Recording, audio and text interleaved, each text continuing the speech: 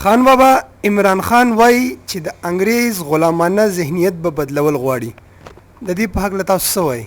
بسم الله الرحمن الرحیم. عمران خان وایي چې یاره د انګریز د غلامۍ د ذهنیت به بدلول غواړي. دا خو زما په خیال خبره شوه چې کارغه وایي غلوم خوري او مخوکم سنډي.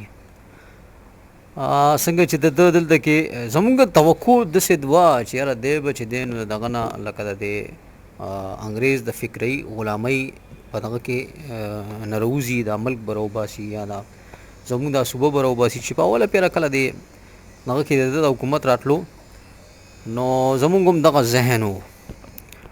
خو د بده مرغه دی چې راغو نو نظام تعلیمی چې دی نو هغه انګریزي ژبې ته واړولو. اوس فکر وکړه چې د ذهن دومره فکري غلام دی د انګریزانو چې د هغه نصاب د یو انګریزي ژبې زده کولو دپاره د ټول نصاب تعلیم انګریزي ژبې ته واړولو. زموږ دا خیال و چې دا دې سړي دنیا کتلې ده، د ټولې دنیا د نصاب تعلیم نه به خبري دا به کتلی وي چې دنیا کې د ټولو آزاد خود مختاره د دې خلکو قومونو چې دی نو په کومه ژبه کې بنیادي زده کړه ده.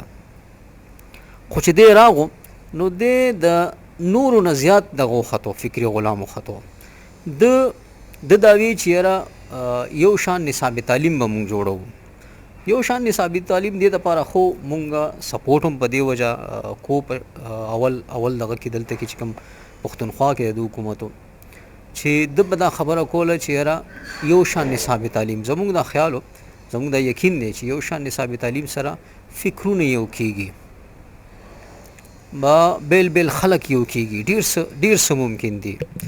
نو د دې خطې دپاره هغه ډېر ښه سوچ و. خو د بده مرغه د یو شان نصاب تعلیم په ځای باندې ژبه د یو کا او هغه هم د انګریزو. نو اوس په خپله ته سوچ وکړه چې په دغه انګریزي ژبه کې به کم یو کس چې دی هغه بیا یو ښه دغه جوړ کړي تعلیم یافته معاشره، یو ښه متفقه د یو قوم یو دغه تصور د یو ملک تصور به دی څه پیدا کړي. بده مرغه زمونږ په فکري غلامۍ کې هغه ډیټ پنتم وننوتو مونږ چې دی په فکري غلامۍ کې مونږ اوس فکري غلامۍ ته غلامي وایو نه. زموږ دا خیال دی چې د دې نه فکري غلامۍ نه بغیر پرمختګ ممکن نه دی، یو ښه معاشره جوړول ممکن نه ده. حالانکه وګورئ دنیا کې چې څومره ترقي یافته دي، ترقي پذیر دي، دا ټول ملکونه وګورئ خودداره آزاد دوی خپل ماشوم ته په خپله خاوره باندې په خپله ژبه کې زده کړه ورکوي. الو چې دی نو چې ستا ژبه وي، ستا بیل یو تشخص وي، دغه وي الو به ته یو بیل دغه جوړ شي. که چېرته ته د بل په لار روانې د بل په ژبه کې چې دی نو بنیادي زده کړه ورکوي، ماشوم چېرې د خپل قوم او د خپلې خطې دپاره او نه پوهې طرف ته ځي. نو اوس هم وخت شته دی زما په خیال که چېرته دا خلک د دې خطې د یووالي دپاره سوچ وکړي، د دې خلکو د منظم کولو دپاره سوچ وکړي، د دې تتر بتر د دې ګډ وډ د دې خلکو د ذهنونو د یو کولو دپاره یا نږدې راوړو دپاره هم سوچ وکړي، نو آسان حال دا دی. صرف تر دې پاکستان تر حده ویم درته چې یو خو دې په د ریاستي نظام جوړ شي، داسې ریاستي نظام چې لکه څنګه چې پښتونستان شو ټیک شو، په دې کې د پښتنو د پښتو او پښتون د اولني حق سره یو داسې ریاست جوړ شي چې هغه د دې خطې په کار راشي.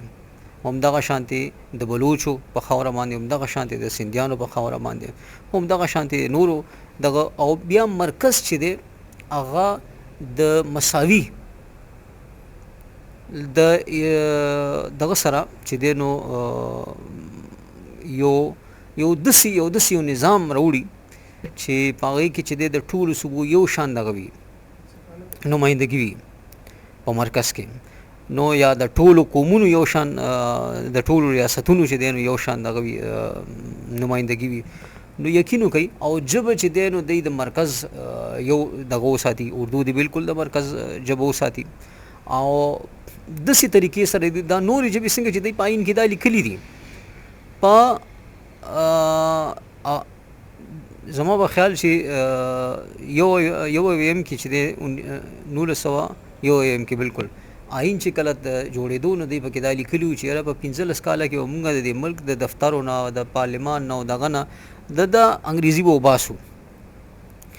خو نن زما په خیال دا د هغې 50 کاله خو به کېږي چې ونه وته که نه.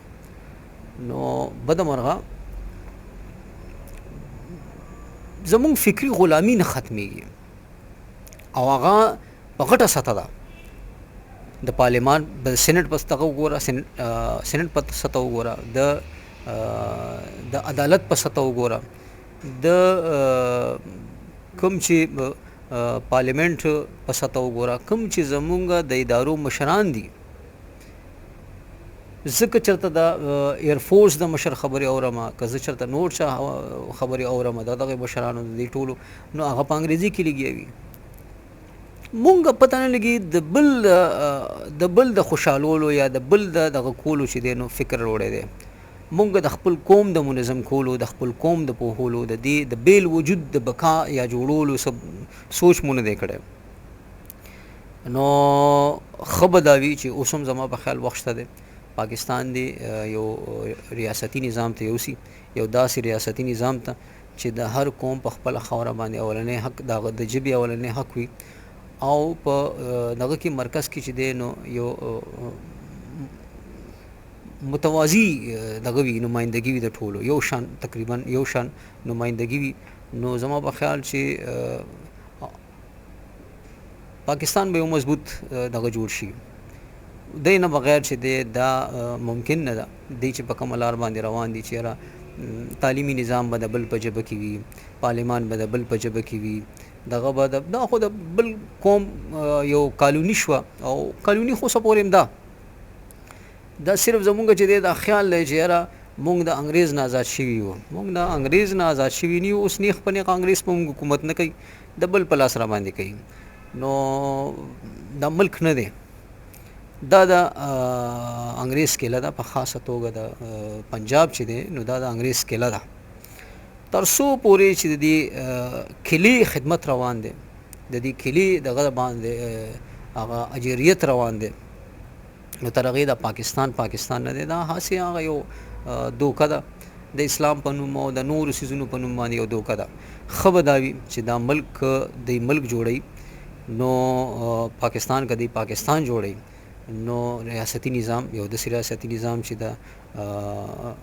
د ټولو قومونو په خاوره باندې اولنی حق د هغوی او د هغوی د ژبې وي، د هغوی په وسایلو، د هغوی په سرکاري چوکو نوکرو اولنی حق د هغوی خپل وي.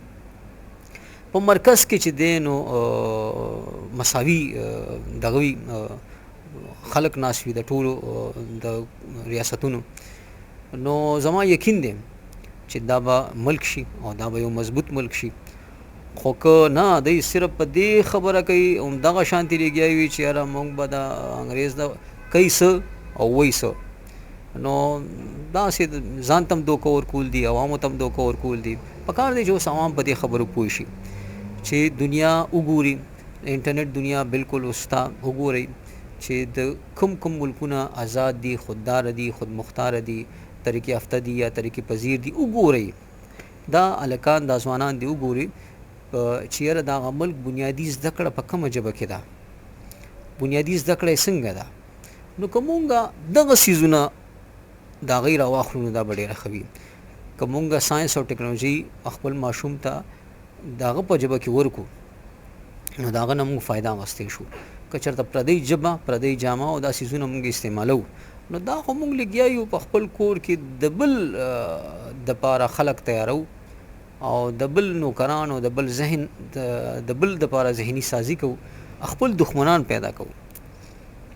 نو دا هسې زما په خیال خو بلکې حقیقت دا دی چې دا دروغ دي، دا منافقت دی، دا هغه خبره ده چې کارغه هم غل خوري هم مخوک ته سنډي، وایي څه او کوي څه. نو حقیقت خدا نه دی.